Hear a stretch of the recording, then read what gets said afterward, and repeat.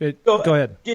Anyway, big wave riding just represented the pinnacle of the whole thing, and and then watching the competitive aspect of surfing kind of emerge in, because that's when I was around when it was just emerging, because the competition side had really just a big portion of the great surfers when I was growing up were there was no contest, there was no tour, so that didn't even exist, and so they were known just because of their performances, that they performed at a level that they were just automatically some of the best surfers in the world, and so it just represented, and then contests, that you'd go to, I watched the World Championships at Huntington Beach, and it'd be like a foot high, and they'd give the title to the world champion to somebody riding a wave that was like up to my knee.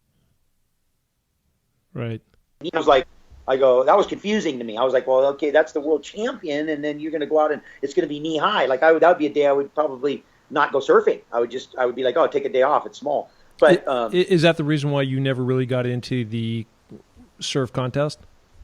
I mean, a combination of a bunch of reasons, stemming from, my kind of naturally aggressive, competitive nature, not so great for the format, judgment, not so great. Watch my dad go through some pretty, being a free surfer and then subjecting his performances to judgment, and then seeing how devastating that was to him, watching judgments that were so confusing that you were like, how did you even decide that guy won? A combination of all of those things. Probably the most critical one is I just don't like to be told what to do. Mm-hmm. And the fact is that they tell you when to go out and they tell you when to come in, and then they tell you how you did. I'm like, I go out when I want, and then when I come back, people can tell me how I did, or I'll tell myself how I did. I'll get in and I'll be like, did I do good? I felt good. I did good, or I did not. I didn't do good. So. And at the end, just loving the fear of it, loving the power and the nature of giant surf. Just love it. What's the biggest wave you've been in? Is it the one in Tahiti? Foot surf. We've been in conditions that the surf was excess of 100 feet. So I mean, around that is insane, dude. Yeah, well, it's insane when you get in. I call it. I call that the giant. That's like Jurassic Park stuff when you go out there and run with the dinosaurs. I mean, these are. I always tell people, I go, listen, dinosaurs are dead, but when the surf's 100 feet and you go out in it, they're alive, because they're like dinosaurs. I mean, so was it your idea that the only way you could get into those waves is by being towed in? Is that how that whole concept came around? Yeah, because we had been windsurfing and using the power of the wind to get on these giant waves, but we were encumbered by the sail, and so we were trying to figure out, and then when there wasn't any wind you couldn't do it, and so we were figuring out trying to get around that. Concept came from the whole concept of using power to get on the wave and then being able to ride that, and that really has revolutionized what we can ride. So it's allowed people at this point to ride much bigger waves than anybody could physically paddle into, even though the paddling limit is being pushed there, and it's being driven, and we're, part of what's helping drive the paddle limit is also not only the talent of the athletes, but it's also being driven by the fact that we've ridden bigger waves, so we know it's possible. So the fact is that possibility, the monkey see, monkey do thing, where we've been on these giant waves. We can ride them, so we know we can ride them. So now we can try to manually catch them. But it's pretty cumbersome to use those big boards and do it the conventional way. What's the conversion point of where you can paddle in, and then when you get to X amount of feet, there's just no way you can paddle in anymore, and you need something mechanical power to tow you in? Well, that varies on the wave. Like if you go to Tahiti's, because of the way the Tahiti wave is, it doesn't really grow that much taller, but the fact is the way the wave breaks, it just has so much water moving up the face that you're not able to physically get yourself down it to catch it. And, but as soon as you get, into, if you just talk standard wave, standard procedure, as soon as you get into 50 30-foot face, which we call 25-foot, 25 to 30 foot. That's like the line, that's the line where 50 foot face, 60-foot face, that becomes the line of no return. Like you just can't. And then that's only on the perfect day with the perfect conditions. If there's any wind wrong or bad chop or other variables, then it makes it so you can't, it happens even sooner. So you get in that way. How do you get out? You complete the ride. You make it, you ride the waves till you get to an exit. And which is part of the art of surfing, obviously, is the ability to be able to maneuver yourself in a place where you can exit the wave. And that's the whole objective, right? Is to take it, ride it, and then finish it in the safe zone, like ultimately when it ends. So hopefully all the power has been dissipated, and then you can exit before it exits you, Yeah, so our common buddy, Steve Wright, former Raider, teammate of mine, I know he's been out training with you in Malibu, right? At your other home. And Yes. We hooked up one night in Manhattan Beach, and he was so excited about some of the training he's been doing down there. And one of the reasons why he thought it'd be applicable to me is because in the mountains it's all about breathing and regulating, obviously, your breath. It's all about oxygen intake, and so many people aren't able to get to those higher levels, elevations, just because their body, their chemistry, but there's also a lot of things that you can do around that to reduce the risk of having any kind of issues, when you get up high. Fortunately for me, I've not had many issues, but I keep going higher and higher and higher, just like some of these waves. And so we haven't done it yet, but he was talking to me about breathing. So in the case, relevant to your sport, it certainly makes sense that a lot of times you're not always going to have that successful ride, that successful exit, and so you end up at the bottom, and you guys stay down there for a while. So is that where you started this whole breathing technique? Well, I was, I've been so breath aware because of obviously the water in the ocean. There's no air below, air above. You have to be, your relationship with how important air is pretty established quickly. Drowning is a very, defining thing to make you aware of breath. So I've been exposed to breath work and different breath techniques for years, but had never really pursued any kind of real kind of strict routine until I got exposed to the Iceman, that Wim Hof. So anyway, the Iceman, Wim Hof's work, I got exposed to his work, that brought me into Tumo, where a lot of his work came from. And then I was already doing hypoxic training. So I've been doing a lot of hypoxic training, and I've been training with resistant masks and some other stuff. And then it just opened up from there. And then I started going in all these different directions. And the one thing about pool training, that's nice is it's forced,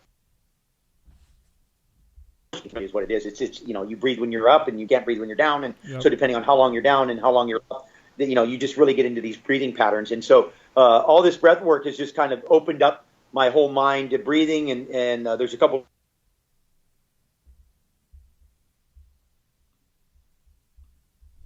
great and it's you really see your VO2 max, and you can there's a bunch of great things that you can do with breath work that have a profound effect on your health and just on your life. Well, so next year, 2019, my plan is to head to Everest, and it's about a 14 to 7 day trek from Kathmandu all the way up to the base camp. And so I've got some former NFL players, some Navy SEALs are going to go, and you need to be on that trip with us, right? Practice, put that all that breathing to the test. To the test, absolutely. Be great. Absolutely. Yeah, that sounds like a long trek. It's awesome. Well, I'll be up there for 3 months. 14 days is nothing. Yeah.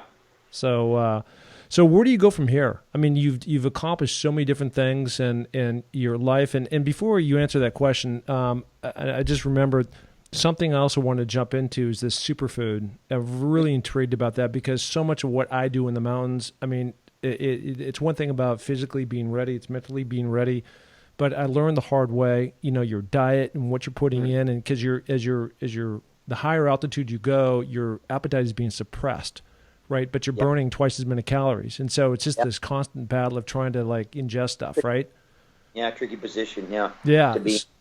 So tell me about your superfood project you have going on. Looks really cool. Well, I mean, basically the Laird Superfood is started out of my love for coffee.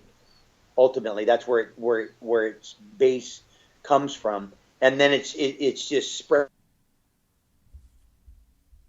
using the ingredients that I have been playing with in my coffees over the years, and then trying to make up, and then ultimately making a product around that, and then sharing it with people, and people just loving it, and the effect it's had. And it's all, I mean, it's all about healthy fats, basically, and then high nutrient dense, and high mineral dense and high nutrient dense ingredients, and all whole food ingredients.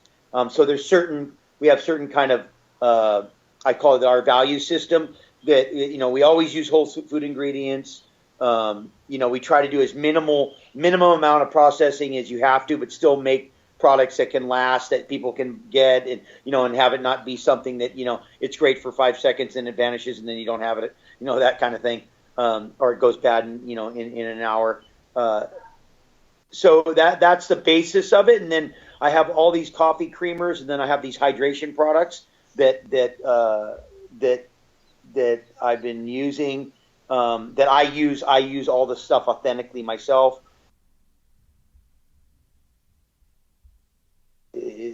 Has a profound effect. Works very, very well. Yeah, I want to talk to you when we get done here about some of the things I can take up to Denali, which I head up there in late May.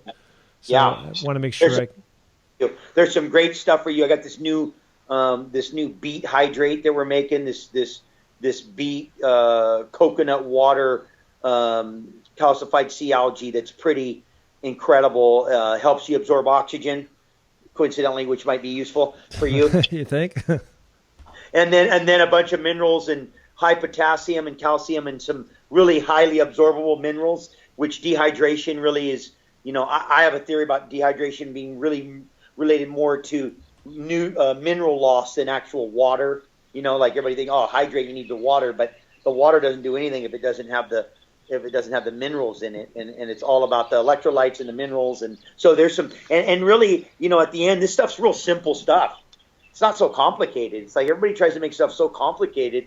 It's not complicated. You just have to go get it in nature, because nature created nature got through the complication over, that's what millions of years will do for you.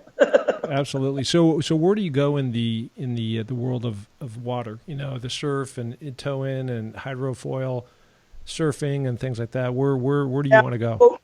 I'm in the hydrofoil right now. Right now the hydrofoil, the foiling is just wide open. It just opened up the world for us because we're able to use the wave's energy unlike we've ever been able to. Now we can tap into it in a way and use the power of a wave a lot. If you're riding giant waves, you're just spilling power everywhere, right? You're just trying to scrub power. You don't even, it's like having a really inefficient motor, and then just, half the fuel's going out the exhaust. Now with foils, we're able to tap into the energy of the wave, and really use all the power. And so now we don't really need much of a wave to go fast. And, I think I always really enjoy goals that are real defined, fast, high, big, long. Those are really, that's some really clean, that nobody's opinion there. Like we don't have opinion. There's nobody opinions in that's 10,000 meters, okay, that's, or whatever. There's no opinions. And so I like those kind of goals. So when I talk about that, I talk about fast, like how fast can we go, how far, how long, how big, I mean, those things just are always out there in my scope. Those are always. Last summer I was able to go to Chile and ride. Or actually, I was in Peru. I was in Chile for snowboarding, but I was in Peru for twice during the summer, and we rode this wave that's said to be the longest wave in the world. But we were actually riding it twice as long as the actual wave because we could catch it earlier and ride it further. And we rode waves for 6.5 minutes and more than 2.5 miles one ride, which a mile long ride in surfing would be a world record at a certain point. Yeah. We have a place. There's a giant wave here that I wait for, and like this season it hasn't even been. We haven't ridden it. I think we rode it one time only, but we would 50, 52 knots, 53 knots, 54 knots. So, I mean, we're able to do some of these kind of these scalable achievements that are keeping my enthusiasm up. Yeah. So last question for you, and this is just my own my own interest in things in the water, and that's the little man in the gray suit, right? Yeah. So as much as you've spent in the water, have you had any issues with sharks swimming around you? You know what? They're ever present. I mean, it's you feel them. I think I've been in the ocean long enough to feel them, like to know when they're there, when they're not there. I mean, if you said to me, how many sharks have I seen in my life? I mean, if I thought about how long have I been in the in the ocean? I mean, 50,000. I might be in the ocean for 50,000 hours. I don't even know the amount of time that it could be more. I've seen 10 in my life. Yeah. 10 sharks. I've seen some big ones up close. Seen big hammerhead. Been up with a giant mama hammerhead. I had a huge tiger come swim by me. A giant one. Like my board fit between its tail, and my 12-foot board fit between the middle fin and the back fin. So you can just decide how long you want it to be, and then I've been around cool little leopard ones and thresher sharks and black tips. And I mean, but I mean, I can count all those. Those are so, and my relationship, but I'm also not spearing fish, in their turf and taking, and competing with them for food. But they're ever present. They're an ever present. And maybe just a reminder, like a reminder, which I think that we as a species have forgotten, that we're prey at the end of the day. Mm-hmm. That we're in the food chain. We were in the food chain at some point, and I mean, we're not good eating. That's why they're not eating more of us. They really don't want to eat us. We're not, but it's a good humble position to be in. And believe me, nothing like a lonely, dark evening or someplace way out in the middle, and you're out swimming back in from, breaking your kite rig or your windsurfer, and you're a mile out and you're out there swimming thinking, yeah, I don't know if I really love this, but this position of vulnerability, but that I don't know. I don't want to subject myself to it, but I know that it's probably pretty healthy, a sensation for us to feel vulnerable. Like I think it's something that maybe realigns your priorities and kind of puts everything in perspective. But listen, the sharks are an amazing creature. I'm in awe of them. They're the cleaners of the sea, and without them, we're not here. I mean, there's some statistics about sharks, like they're older than trees, and they got some stuff about them that we can't even comprehend. They're just what an amazing creature they are. And I mean, they get a bad rap, and they're murdering on hundreds of millions of them a year right now for shark fin soup, just because they think it has some kind of aphrodisiac power or something. And it's just in a way I become more protective. And if you've ever met anybody who's been attacked, which I have quite a few people I know that I don't know. I mean, I know them. I met people that have been bitten, and every single one, I don't think I've ever met one that became more scared. of them. They actually became less scared. Yeah, there's a guy I had on the pod months ago. His name is Mike Kutz, and he's a guy that lives in Kauai, and he was boogie boarding. He's about 300 yards offshore, wherever that is, and he was with a buddy, and this tiger shark came up and just like a submarine emerged from deep and just took him, and so now he's inside this gigantic 15-foot tiger, and he's punching his snout. And he releases him, and so his buddy, of course, is freaking out. So he takes off, and so he starts to paddle. And he's not going anywhere. He turns around, and realizes that he just took off half his from knee down. So it goes through that whole story. But I mean, he is now an advocate for shark safety. Everything you just said about now these other countries are out there slaughtering millions of sharks for just the fin or something. So he's done actually some really good work around that. So. Fascinating conversation. All the biggest advocates that I know of for shark protection and shark preservation are there's a huge group of people that have been attacked, and I mean, listen, at the end we're in their territory, and and why is it that when people are attacked they become big advocates to protect them? I mean, that just doesn't because somewhere within there they realize it wasn't personal. I think that something happened. Now it doesn't mean, listen, it's a giant animal with teeth that's so efficient like that, if that doesn't strike fear into your blood, nothing does. I mean, at the end of the day, it's like that they're for real. Like I mean, I don't, it's like, sometimes I'll feel them and I'll just go in. And then somebody will go, hey, did you hear what happened? And I go, oh no, what happened? They go, oh, there was a giant shark. I go, man, I felt that thing out there that day. I just went in. Like I could just feel them. Like, oh yeah, I feel that guy's around here somewhere. The big boy. Well, you can certainly appreciate what I would feel like when I had to go across the middle and Ronnie Lott was sitting there. So that'd be my shark, on the other end waiting for me. Just Absolutely. Crack me. Yeah. So listen, much appreciation to your lovely wife, Gabby Reese, who set this whole pod up. Much appreciation to you. Yep. I know we're cut from the same cloth in many different ways in terms of our workouts. I think you've taken it to a different level in terms of more creativity. I'm still out there every day, but if ever the time where I can come and share the pool with you and we can work on the weights, and I really want to continue to work towards this breathing thing because it's going to help, especially in the next 12 months. Love to do it.